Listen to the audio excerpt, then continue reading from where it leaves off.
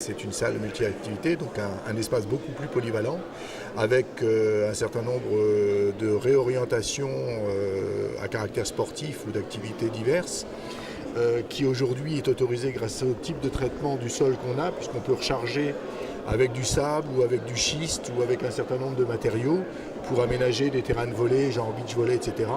Ce qui au départ n'était pas le cas. C'est une salle qui aujourd'hui comporte 16 pistes de bowling, de boules. C'est quand même très très grand par rapport aux salles habituelles. C'est un équipement qui normalement est destiné à peu près à tous les âges aujourd'hui, et en plus on peut jouer dans les deux sens.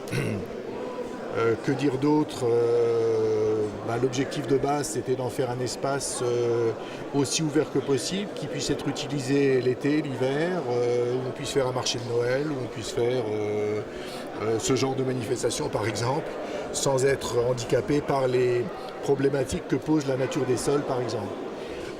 Sur le plan écologique, c'est quand même un bâtiment très abouti, puisqu'on est en BBC, donc bâtiment basse consommation au niveau du clubhouse.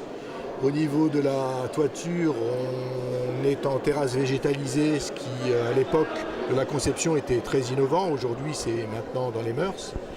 Le type de chauffage radiant a cette particularité de limiter la température ambiante au strict minimum et d'améliorer le confort pour les usagers, puisqu'on chauffe les corps et non pas l'air.